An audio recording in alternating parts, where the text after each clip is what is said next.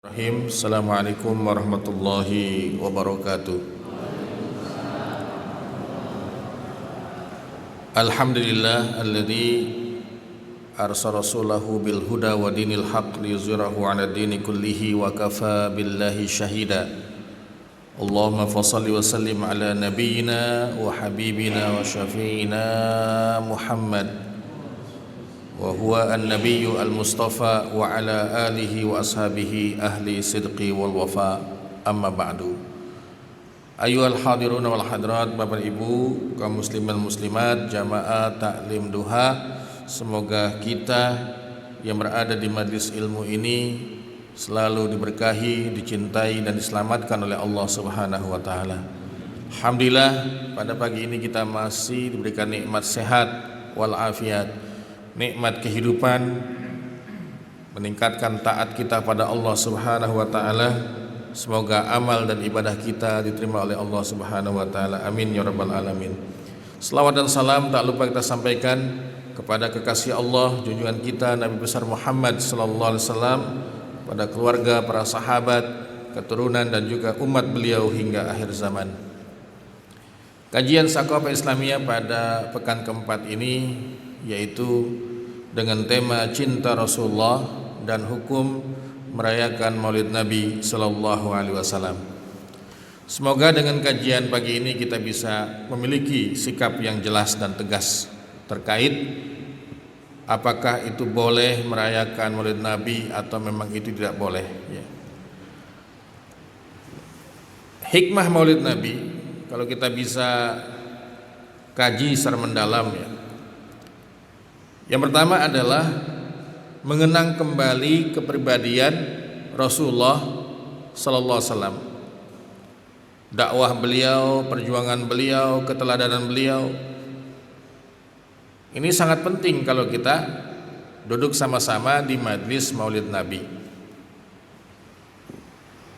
Yang kedua, para sahabat radhiyallahu anhum itu sangat giat menceritakan pengalaman masing-masing dengan Nabi Muhammad SAW. Kepada siapa? Kepada anak-anaknya. Waktu itu belum ada tulisan kitab-kitab sirah nabawiyah. Ketika Nabi Muhammad SAW wafat, sahabat itu berlomba-lomba. Nah, dulu ayah di perang Uhud bersama Nabi begini-begini. Ayah ikut di perang Tabuk bersama Rasulullah, seperti ini keadaannya. Itu sampai semua kisah-kisah Nabi kepada anak-anak para sahabat, ya. Pertanyaannya, apakah kita sama dengan para sahabat hari ini? Jangan-jangan kita juga belum paham sirah Nabi, belum baca, ya. Makanya ada bacaan tentang sirah Nabi sehingga kita bisa ceritakan kepada anak-anak kita. Yang ketiga, umat Islam bisa berkumpul dan saling menjalin silaturahim. Ya, ini manfaat-manfaat dan kebaikan bagi yang mengadakan perayaan Maulid Nabi Muhammad sallallahu alaihi wasallam. Yang keempat, bulan Rabiul Awal adalah bulan kelahiran Rasulullah SAW. Alangkah lebih afdal hati yang punya emosional kepada Nabi kita ketemu dalam satu momentum, yaitu peringatan Maulid Nabi sallallahu alaihi wasallam. Dan yang kelima, peringatan Maulid Nabi harus disikapi dengan penuh toleransi dan lapang dada. Kenapa? Sebab ini masalahnya masalah muamalah. Fikihnya fikih muamalah, bukan fikih ibadah. Bidhabti wa bizzat, Maulid Nabi itu bukan ibadah.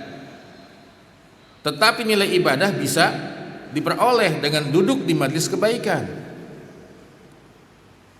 Karena Maulid Nabi adalah majlis kebaikan. Nanti kita akan lihat bagaimana argumen yang paling kuat terkait boleh dan tidaknya melaksanakan Maulid Nabi sallallahu alaihi wasallam. Profil Nabi Muhammad SAW dalam Al-Quran dan As-Sunnah. Di dalam Al-Quran Allah menyebutnya dengan sebutan nama Ahmad. Ini nama dari Allah. Surah As-Saff ayat 6, ya. A'udzubillahi minasyaitonir rajim. Wa iz qala Isa ibn Maryam ya bani Israila inni Rasulullah ilaikum musaddiqan lima baina yadayya minat taurati wa mubasysyiran bi rasulin ya'ti min ba'di ismuhu Ahmad falamma ja'ahum bil bayyinati qalu hadza sihrun mubin. Di dalam surah As-Saff ini ada 3 nabi yang disebut, Nabi Musa, Nabi Isa, dan Nabi Muhammad. Kenapa Allah sebutkan 3 nabi saja? Sebab ini adalah nabi yang saling berdekatan, sehingga silsilah kenabian ini nggak boleh putus. Muhammad, Isa, Musa alaihi wassalatu wassalam.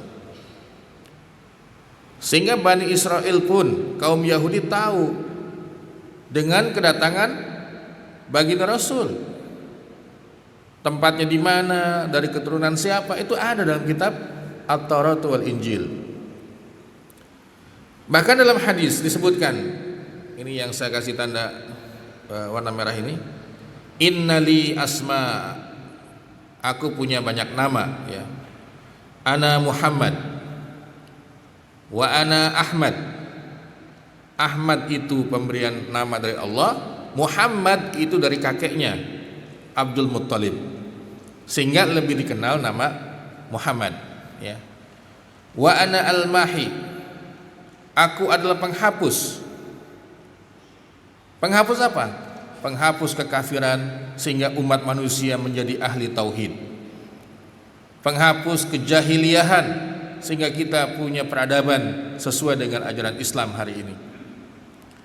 Bahkan al-mahi lisyara'i ma qablahu, penghapus syariat sebelumnya. Jadi mohon maaf kalau kita lihat dari kacamata Islam, ngikuti kitab Nabi Musa masih boleh atau tidak boleh? Mengikuti kitab suci Nabi Isa itu masih boleh atau tidak boleh? Tidak boleh. Kenapa? Sudah dihapus. Kalau bahasa undang-undang namanya sudah diamandemen. Kisah ketika Umar bin Khattab memegang kitab Taurat, ya, di hadapan Nabi, ya Ibn Khattab, wahai Umar bin Khattab, seandainya Musa itu masih hidup hari ini, tidak ada pilihan bagi dia kecuali untuk mengikuti aku. Nggak ada pilihan, karena syariatnya sudah dihapus. Wa anal hasyru, dan aku juga adalah orang yang mengumpulkan manusia. Nanti di padang mahsyar itu setiap kita manusia itu mencari Nabi Muhammad sallallahu alaihi wasallam. Nabi Adam tidak mampu memberikan syafaat, Nabi Nuh, Nabi Ibrahim nggak bisa memberikan syafaat, karena hakus syafaat hanya untuk baginda Rasul sallallahu alaihi wasallam. Wa anal aqib, aku adalah penutup kenabian, nggak ada setelah aku nabi. Maka kita dinamakan umat akhir zaman, ya. Laqad ja'akum rasulun min anfusikum azizun 'alaihi ma 'anittum harisun 'alaikum bil mu'minina raufur rahim. Ini gambaran tentang Rasulullah. Sungguh telah datang kepadamu seorang rasul dari kaummu sendiri, yaitu dari bangsa Arab. Berat rasa olehnya penderitaan yang kamu alami. Jadi Nabi Muhammad merasakan kesulitan dengan kaumnya.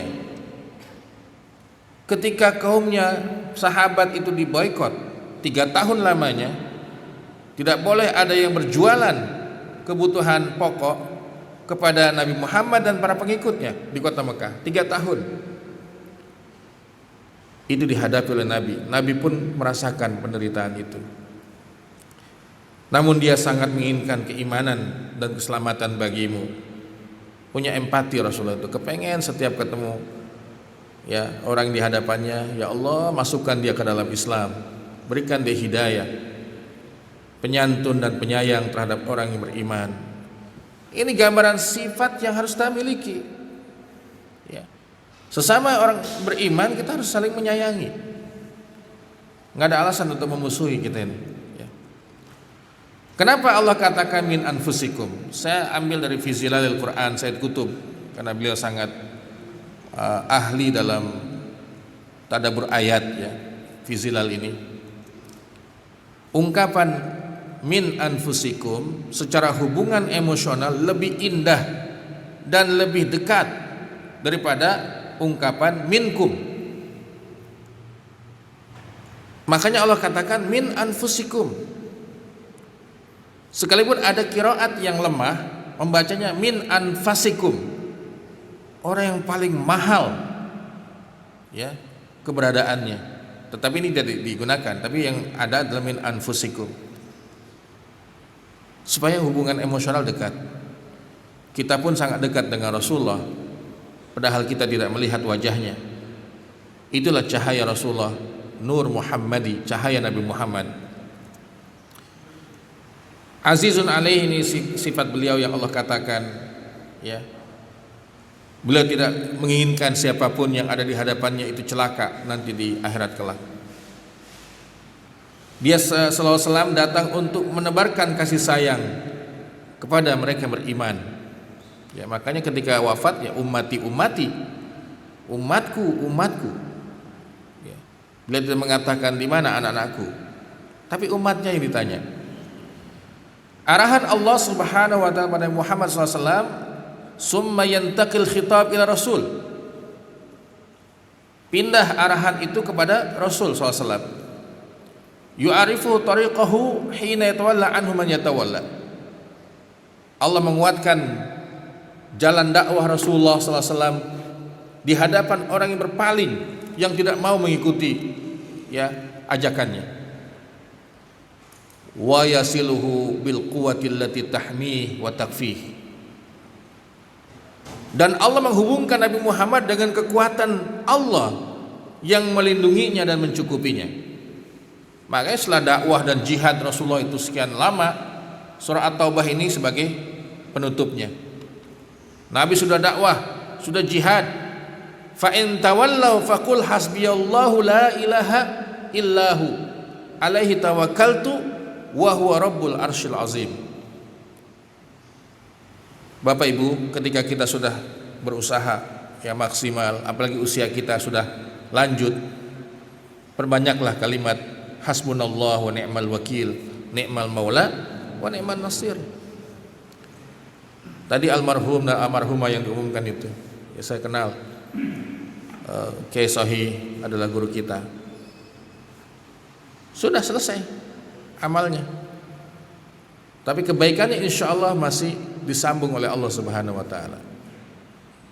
Bu Sri Dimita juga masih aktif di ASN ya Pak, PNS di Pemda.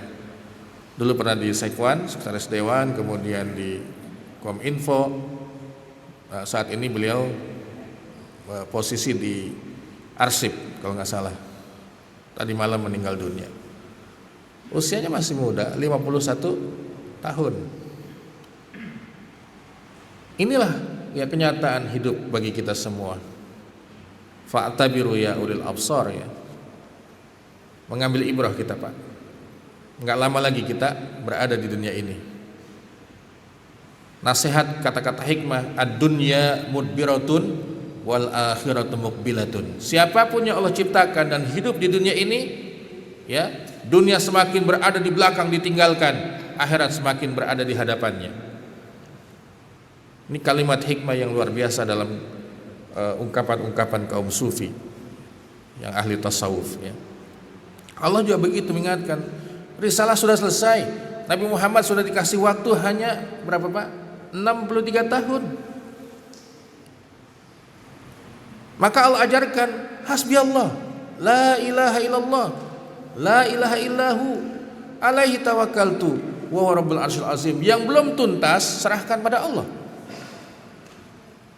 Ini makna daripada hasbunallah ini ya.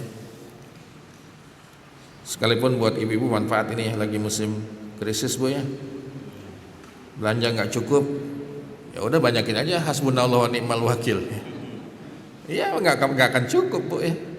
Mau lari kemana kita hari ini? Ainal mafar, mau kemana kita larinya? Ya ada yang skeptik, meragukan, emangnya corona ada apa? Gitu. Tadi malam saya ya ada obrolan lah. Ditanya, Ustaz emang COVID itu ada? Ini mah hasil rekayasa Yahudi Ustaz katanya. Kita dipecah belah sampai sholat kita dijauhin, Jumatan ditiadakan ya. Lah iman kita ini baina al-jabri wal ikhtiar, antara dipaksa oleh Allah dengan takdirnya dan usaha kita. Itu keimanan kita. Pasrah tanpa usaha salah ya. Yang benar adalah kita beriman dan berusaha. Al-Imam Al-Ghazali tanya, wahai Imam Ghazali, saya punya kawan, dia nggak mau usaha karena takdir kita sudah ditentukan oleh Allah. Bahkan bagi dia doa nggak penting. Apa jawabannya? Doa kita kepada Allah adalah bagian daripada takdir Allah Subhanahu wa taala untuk kita. Keimanan kita, sekalipun kita kumpul satu kampung memberikan pembelaan, ya Allah jangan engkau cabut nyawa Ustaz Ahmad Sahih, nggak bisa. Tapi ketika dia masih sakit ya minta didoakan, ya kita doakan. Itu kan langkah-langkah kita, upaya kita ya. Rasul pun begitu diajarkan Allah Subhanahu wa taala. Jadi kalau kita lihat di sini dalam pendapat Abu Ja'far At-Tabari dalam tafsirnya, Nabi diutus dari keturunan bangsa Arab yang mereka tahu dengan rinci secara nasab dan tanda-tanda kenabiannya. Orang Arab tahu semua bahwa dia nabi. Kemudian dia merupakan bagian dari penderitaan kaumnya, pengikutnya. Jadi kalau pengikutnya tidak makan, Nabi nggak makan. Ketika Nabi sulit, ya kaumnya pun ikut sulit. Nabi nggak pernah ya diistimewakan dalam perjuangan.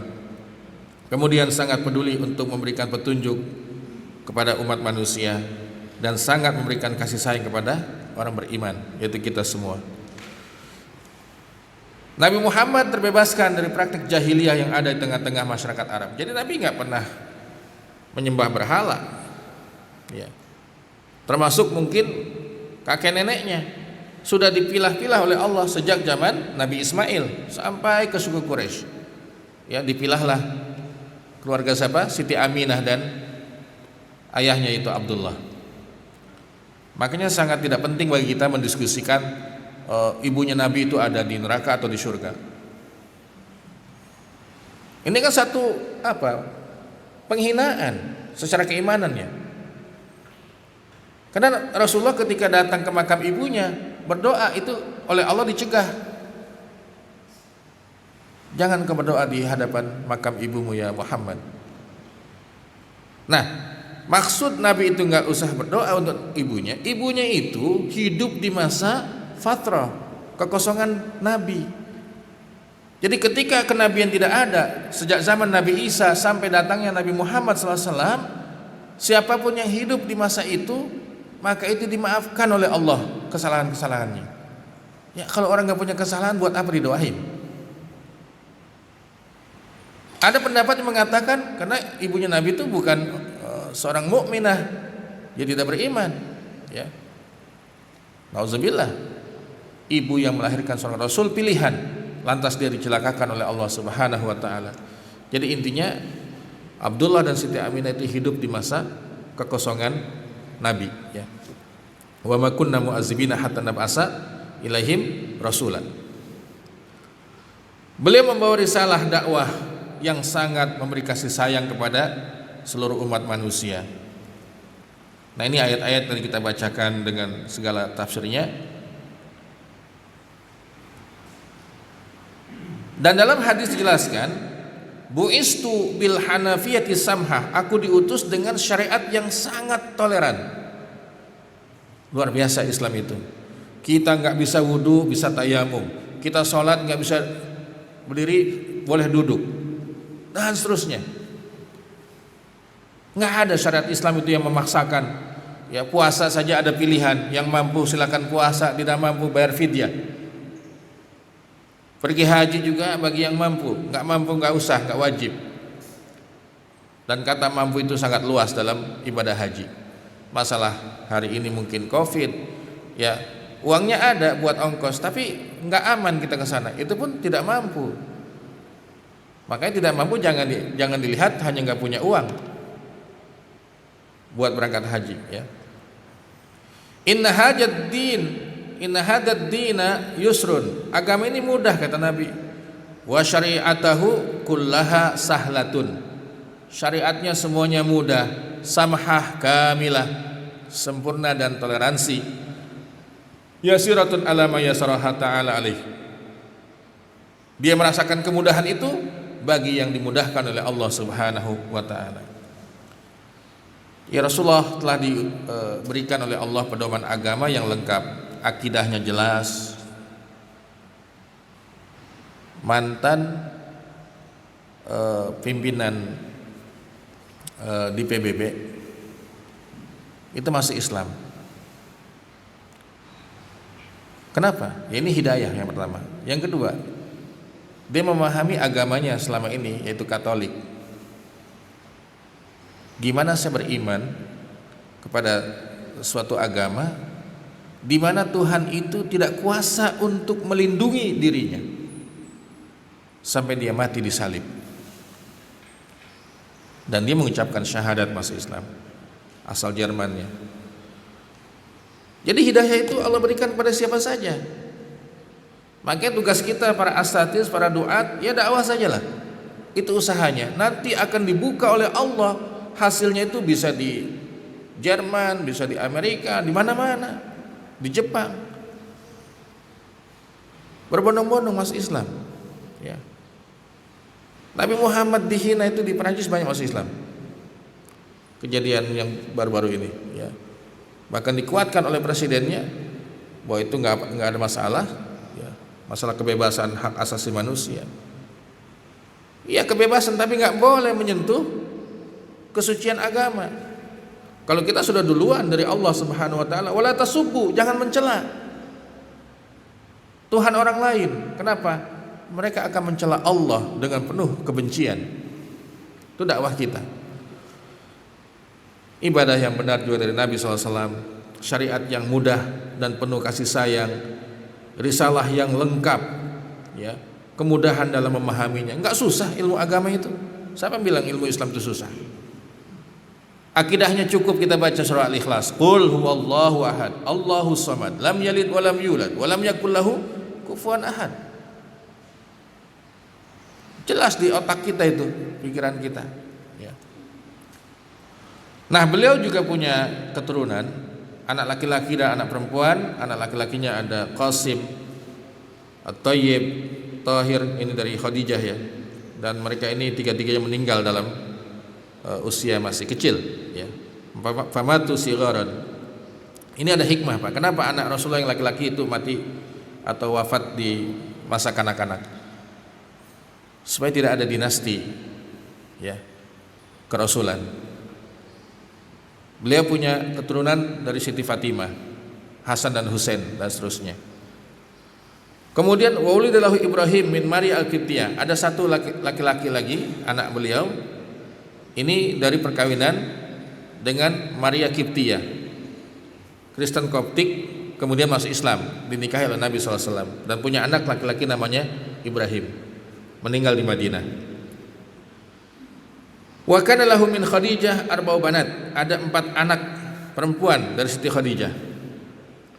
Zainab, Ruqayyah, Ummu Kulsum, Fatimah. Ya. Radhiyallahu anhum ajma'in, famata fi hayati salasa wa ta'akharat Fatimah.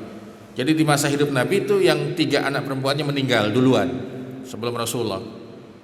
Wa ta'akharat, yang belakangan meninggal setelah Nabi itu adalah Siti Fatimah. Itu pun tidak lama. Ya, Nabi wafat, Fatimah juga nyusul. Radhiyallahu anhum ajmain. Ya.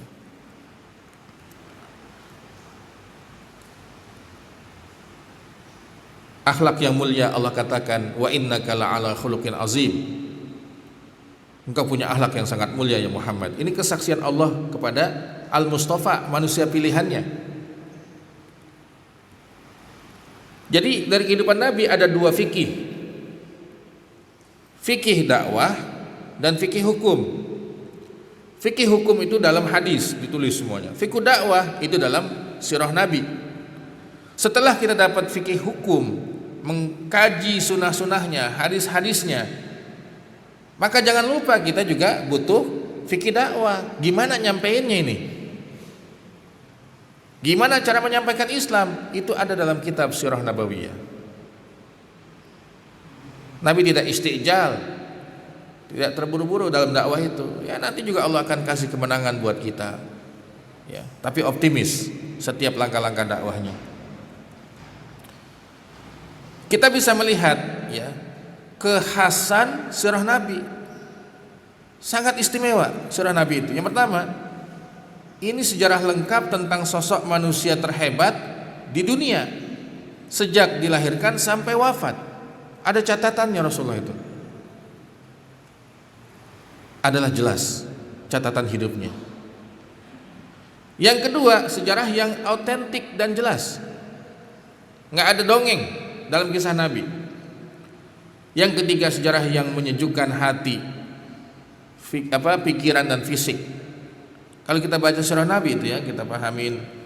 Taruhlah mungkin yang ulama asal India itu siapa?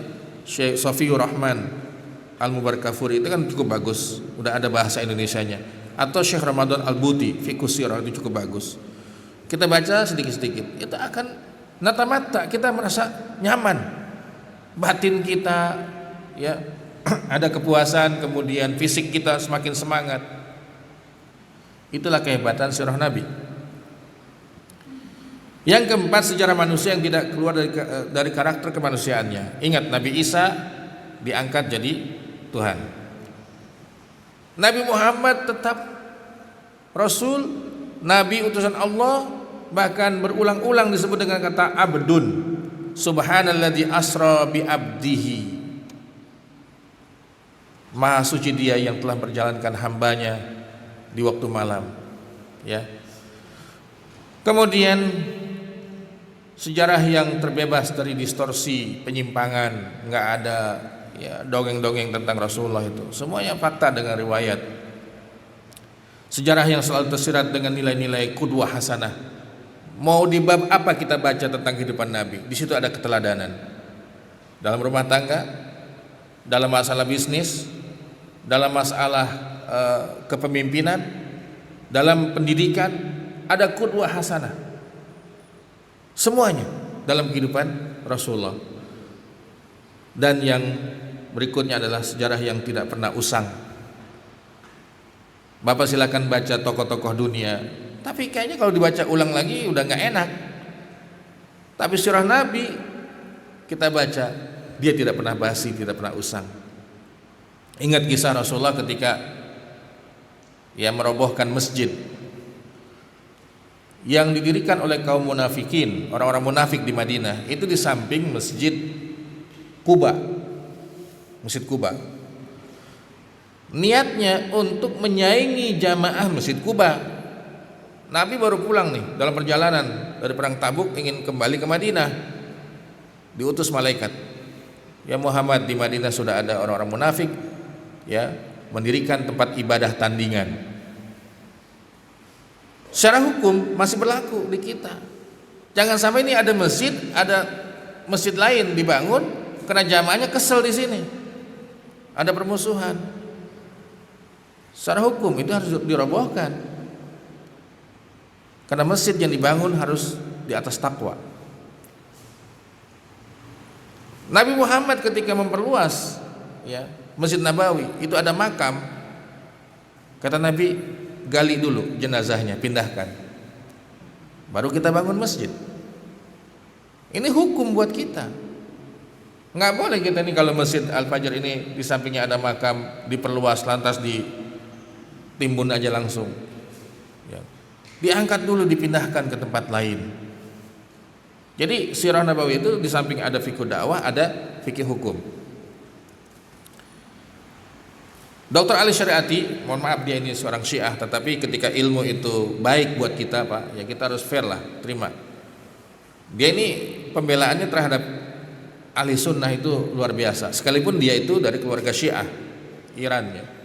Dan beliau meninggal dibunuh oleh rezimnya Khomeini ya, karena tulisannya ini. Kata beliau, untuk melihat keaslian Islam itu gampang, lihat dari 3 aspek ya. yaitu kitab sucinya masih asli atau sudah palsu. Jelas atau tidak jelas? Jelas, berarti Islam itu masih asli.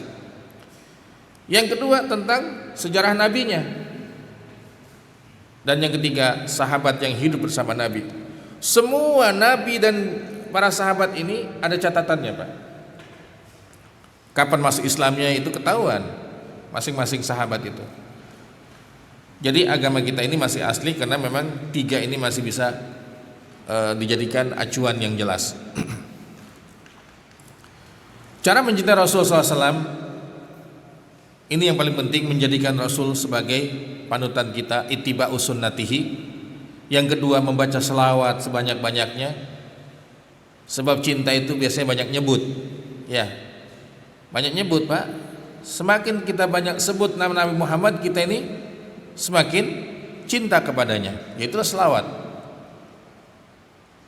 Dalilnya sangat kuat, innallaha malaikatahu yusholluna 'alan nabi ya ayyuhalladzina amanu shallu 'alaihi wasallimu taslima. Ini ayat, nggak bisa kita ragukan lagi. Kalaupun ada hadis-hadis lemah, tetap cantolannya adalah ayat tadi. Tetap dia terbawa, jadi kuat ini hadis ini. Kenapa? Ayatnya ada jelas. Kita diminta oleh Allah untuk berselawat kepadanya, ya. Menjaga kedudukannya sebagai penutup kenabian, nggak ada nabi lagi. Kita jaga nama baiknya. Bila ada yang macam-macam dengan Nabi Muhammad, umat ini harus bangkit. Ya, kalaupun ada seruan ulama kita, MUI, ya, boykot produk Prancis itu. Ya, mohon maaf nih Pak kalau ada di perusahaan Prancis, Pak, jamaah kita ini. Kenapa? Karena inilah upaya kita. Kalau dibiarkan, ya udah dia semakin menjadi-jadi. Besok dihina lagi Rasulullah itu dengan cara yang lebih sadis lagi. Maka luar biasa, ya. Negara Timur Tengah sudah sepakat boykot produk Prancis itu. Ya. Nah, mohon maaf nih, Aqua nih Ustaz udah beli sekian bulan yang lalu Ustaz katanya. Ya ini kan ajakan Pak, ya, seruan. Ya. Kalaupun kita boykot semuanya, kita nggak punya apa-apa. Nggak punya apa-apa, apalagi kalau boykotnya Yahudi kan, ya, nggak punya apa-apa kita, ya. Pasta giginya bikinan mana? Rinsonya, es krimnya, ya Unilever semua kan gitu. Nggak bisa kita, ya. Artinya ada simbolik lah, gerakan simbolik itu harus kita dukung. Kemudian mencintai para sahabatnya. Semua sahabat Nabi kita doakan, radhiyallahu anhu. Ya. Nah, apakah hukum merayakan Maulid Nabi ini? Sallallahu. Ada dua pendapat. Ada yang mengatakan boleh, ada yang mengatakan tidak boleh. Bahkan dengan istilah yang sangat menakutkan, yaitu bid'ah.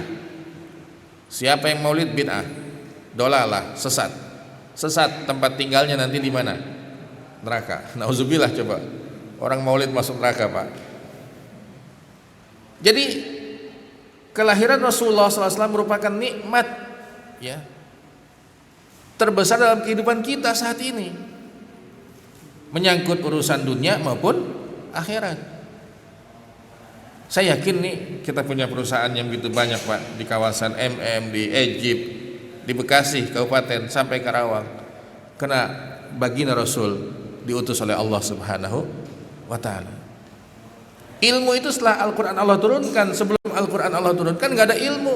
Jahiliyah, mau di Yunani, di Romawi, di India, peradaban yang kita kenal itu, di Cina, jahiliyah. Ya bahkan kalau Cina masih jahiliyah hari ini juga, Pak, ya. Nah, fatwa Al-Azhar ini kan terkenal lah, ya. Di mana? Di Mesir kan, ya, ada universitasnya. Ustaz Zainal lulusan sana, itu banyak. Ustaz Was Abdul Samad lulusan sana. Itu membolehkan merayakan Maulid Nabi SAW karena merupakan bagian dari pengagungan beliau, ta'zimun lahu, sebagai Nabi yang mulia, dan hal itu merupakan esensi rukun iman. Lihat, Pak,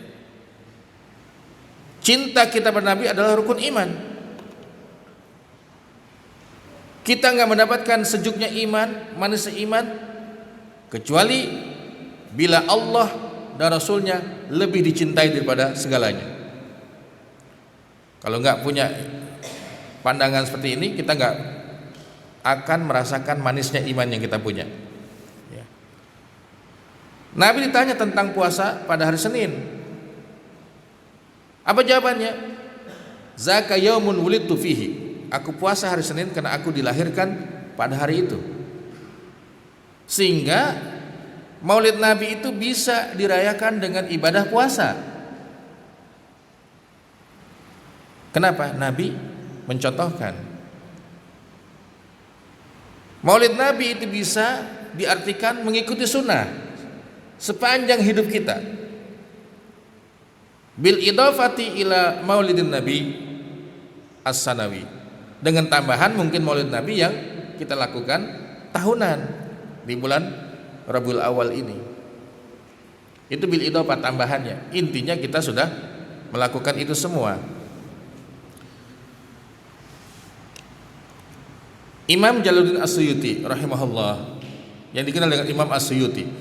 Bapak Ibu pernah tahu kan buku Tafsir Jalalainnya? Ini ada dua imam namanya Jalaluddin. Ya, satu As-Suyuti, yang satu lagi saya lupa apa julukannya itu. Jadi ketika Imam Jalaluddin ini nulis tafsir Quran belum tuntas, meninggal. Dilanjutkan oleh Jalaluddin yang kedua. Maka dinamakan Tafsir Jalalain. Dua imam yang namanya Jalal. Dan subhanallah itu metodenya, bahasanya sama. Ini kan susah, kawan kita nulis buku meninggal belum selesai, kita lanjutin. Bisa sama kan gaya bahasanya? Itulah hebatnya imam di zaman dahulu. Sehingga jadilah kitab Tafsir Jalalain. Apa kata beliau, Imam As-Suyuti ini? Bukunya itu Husnul Muqtasid fi Amalil Maulid. Ia berpendapat merupakan bid'ah yang bagus. Hadhihi bid'atun hasanatun yusabu 'alaiha sahibuha. Dikasih pahala orang yang melakukannya. Jadi istilah bid'ah hasanah ini bukan dari Ustadz hari ini. Imam As-Suyuti sudah mengatakan. Bahkan beliau itu menguatkan ya argumentasinya dengan kisah Quran dikumpulkan dalam satu naskah. Bapak Ibu, hari ini kita dapatkan Quran dalam satu naskah ya. Enak kan, sudah ada harokatnya. Jadi ketika di zaman Khalifah Abu Bakar As-Siddiq, Nabi sudah wafat, itu terjadi fenomena orang Islam yang kembali ke agamanya. Jadi apa bahasanya tuh? Murtad. Yang kedua, tidak mau zakat lagi karena Nabi sudah nggak ada katanya. Itu diperangi oleh Khalifah Abu Bakar As-Siddiq. Rupanya para hufaz ini yang hafal 30 juz ikut jihad. Banyak yang mati syahid. Umar bin Khattab tahu lebih dulu. Dia datang kepada Khalifah Abu Bakar As-Siddiq. Ya Khalifah Rasul, saya punya ide ini. Sudah saatnya kita kumpulkan Quran dalam satu naskah. Para hufaz sudah banyak mati syahid. Kalau nanti mati syahid semua, kita mau pegang siapa lagi nanti? Hafalan hilang semua. Apa jawabannya? Hazi bid'atun lam yab'ahan Nabi SAW. Wahai Umar bin Khattab, ini bid'ah yang Nabi gak pernah melakukannya. Dijawab lagi oleh Umar bin Khattab, ya Khalifat Rasul, wallahi hadha khairun. Demi Allah ini pendapat yang bagus menurut saya. Besok didatangi lagi, dibujuk lagi sampai Allah buka hatinya Khalifah Abu Bakar Siddiq, disetujui. Nah, kisah ini oleh Ibnu Qayyim Al-Jauziyah dalam kitabnya I'lamul Muwaqqi'in dikutip, nikmatil bid'atu hazihi. Sebagus-bagusnya bid'ah adalah bid'ah yang dilakukan oleh Umar bin Khattab dan Abu Bakar Siddiq. Nabi tidak ada wasiat, tidak ada pesan kepada umatnya, kalau aku wafat nanti Quran kumpulkan dalam satu naskah. Nggak ada pesan itu. Ditulislah Quran pada waktu itu dengan huruf Arab, tapi nggak ada tanda baca. Nggak ada tanda baca. Maka harus tahu sejarah Al-Quran itu. Nggak ada titiknya satu di atas jadi nun, di bawah jadi ba, itu nggak ada. Terjadilah semakin meluas ini umat Islam di zaman Utsman radhiyallahu anhu menjadi khalifah. Masing-masing mengklaim, suku itu mengklaim bacaan suku kami yang paling pas dengan bacaan Nabi. Kata suku yang lain, enggak, bacaan suku kami yang paling pas. Ya udahlah, daripada selisih begini, saya ingin tanya 2 pertanyaan. Siapa yang paling bagus bacaannya, yang paling fasih dalam baca Quran menurut kalian? Sa'id bin As. Ta'al ya Sa'id, sini ke depan. Satu lagi, man aktabukum kitabatan. Siapa yang paling bagus tulisannya? Kalau di imla, di dikte dia nggak salah. Zaid bin Sabit ya Amirul Mukminin. Ta'al ya Zaid. Tugas kamu menulis, tugas kamu hanya mendikte. Itulah Quran yang hari ini kalau ibu buka itu di sampulnya ada tulisan Mushafun ala Rasmil Utsmani. Karena tulisan yang distandarkan untuk menyatukan dialek membaca Quran itulah mushafnya Utsman. Setelah ditulis, yang lain dimusnahkan. Mushaf-mushaf yang lain dimusnahkan oleh Khalifah Utsman. Nah, hari ini dicetak dengan tulisan zaman Utsman radhiyallahu anhu. Sampai masuk dinasti Bani Umayyah, ada seorang ahli bahasa, ilmu nahwu dikuasai Abu Aswad Ad-Duali dan kawan-kawan. Ini Quran kalau sampai kepada masyarakat Ajam yang bahasanya bukan bahasa Arab, ini akan sulit untuk dibaca. Ayo kita kasih tanda baca. Nah, itulah muncul nun, ta, ya, harokat fathah, kasroh, doma, domatain di zaman dinasti Bani Umayyah. Kita tinggal enaknya hari ini, ya Bu. Udah dikasih kemudahan kagak bisa baca juga, Bu. Mau diapain lagi nih Qurannya gitu. Ya. Maka ini bid'ah yang bagus gitu loh. Kemudian Imam Muhaddis Ibnu Hajar Al-Asqalani juga mengatakan beliau boleh ya dengan syarat di majlis maulid itu adalah amal-amal kebaikan. Imam Al-Hafiz Samsuddin Al-Juruzi ini hafal 3000 hadis dengan sanadnya. 3000 hadis dia. Bapak berapa hadis hafal? Baru 3 hadis tanpa sanad udah bilang bid'ah kan itu istilahnya. Ini 3000 hadis. Ustadz Uwas mengutip ulama ini. Dia mengatakan itu boleh mengadakan maulid Nabi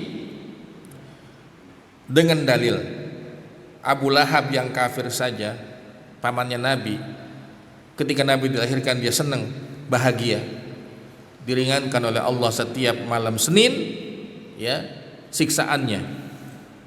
Nggak ada iman di hati dia, tapi dengan senang datangnya Rasulullah dilahirkan, itu mendapatkan keringanan azabnya di sisi Allah Subhanahu wa taala. Bagaimana dengan kita ini? Ahli tauhid, sepenuhnya yakin dengan apa yang dibawa dan mati dalam keadaan tauhid. Bandingkan dengan Abu Lahab yang dihina oleh Allah dalam Al-Qur'an, tabat yada abi lahabin wa tab. Satu surah itu menghina, merendahkan Abu Lahab. Ya, kita yang tauhid ini pasti istimewa lah ya.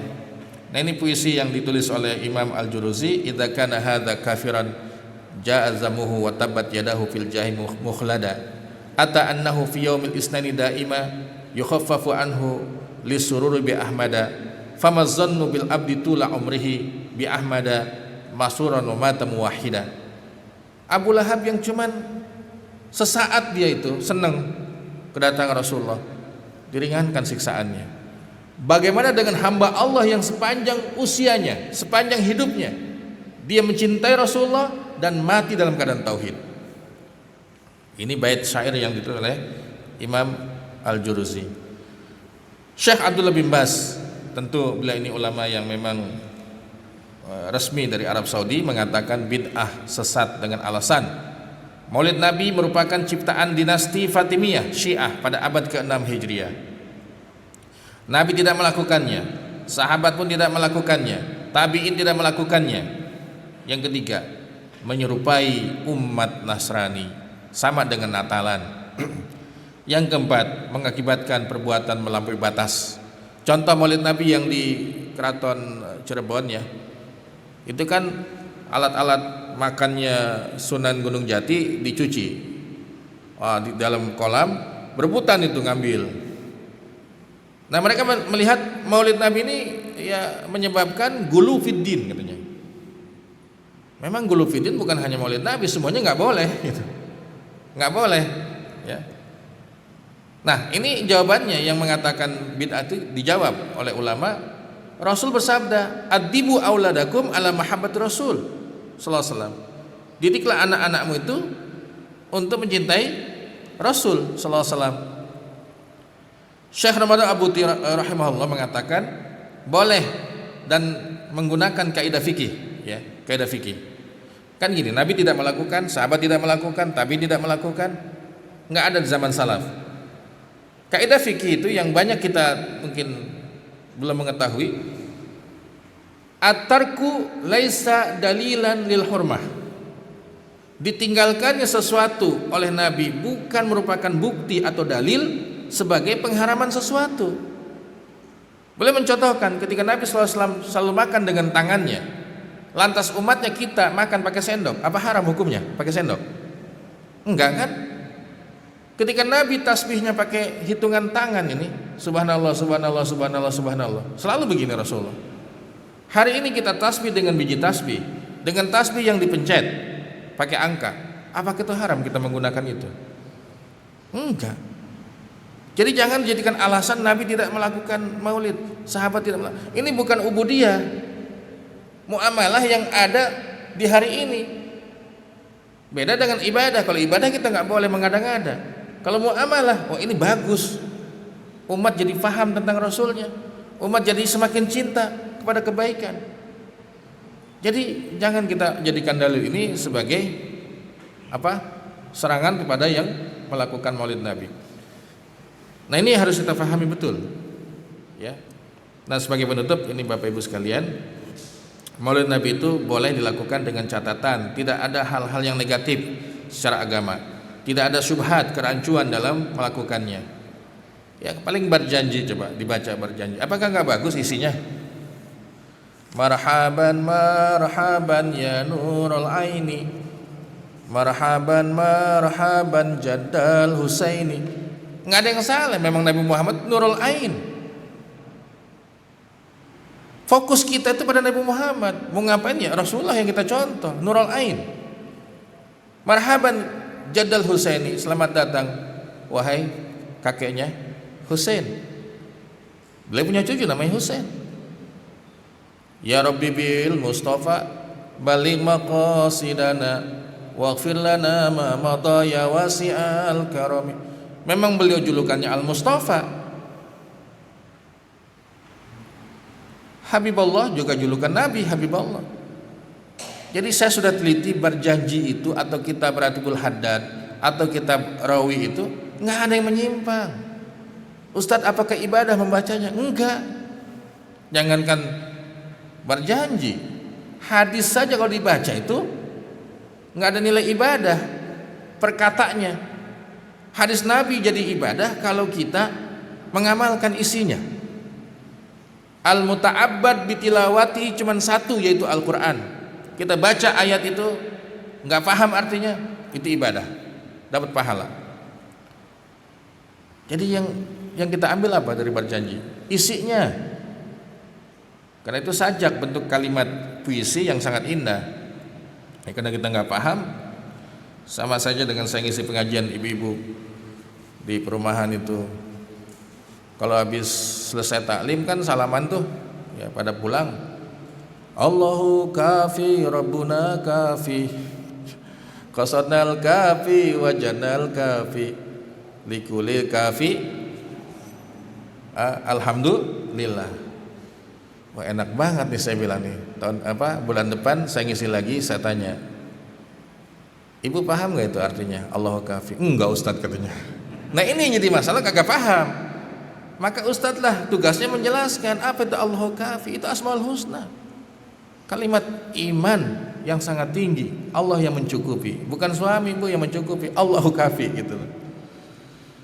Kemudian tidak terdapat sesuatu yang haram di dalamnya. Maulid Nabi boleh dilakukan dalam rangka mengungkapkan rasa cinta kepada Rasulullah, dan cinta tersebut butuh momentum sehingga ketemu hati-hati kita semua, yaitu di bulan Rabiul Awal.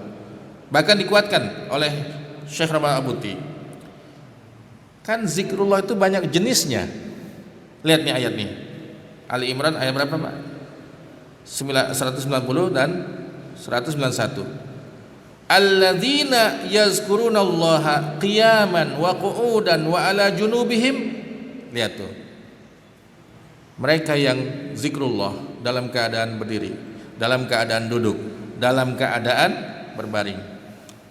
Maka maulid Nabi, kata Syekh Ramal Abuti, adalah bagian daripada jenis zikrullah. Itu analisa yang sangat dalam ya dari beliau. Mudah-mudahan DKM, masjid, jamaah semuanya, bila itu ya merasa punya keyakinan terkait merayakan maulid Nabi, tafadhal. Yang tidak mau juga jangan ya menyerang kita gitu loh. Nggak boleh, bid'ah dolalah. Nggak ada keburukan dalam majlis itu. Ada pun ngasih makanan konsumsi, ya memang di mana-mana juga maulid ada konsumsinya. Kalau nggak ada konsumsi besok nggak datang lagi. Ngapain maulid Nabi di masjid ini ketika nggak ada makanannya? Kan kebaikan ngasih makan. Ya, kita aja kuliah duha dapat makan ya Pak ya. Dapat makan. Makan itu paling penting, Bu. Lah suku Quraisy itu dagangnya nggak tanggung-tanggung ke negeri Syam sama ke Yaman. Dapat dia keuntungan. Kata Allah, "Falyabudu rabb hadzal bait." Sembah Tuhan yang punya Ka'bah ini, Allah. Alladzi at'amahum min ju' wa amanahum min khauf. Dialah yang ngasih makan. Sekalipun usahanya jauh kemana-mana, ini yang ngasih makan kalian. Wa amanahum min khauf, dan memberikan rasa aman. Nah, itulah hakikat Quran dalam kehidupan kita. Mudah-mudahan menambah ilmu kita pada kajian duha kali ini.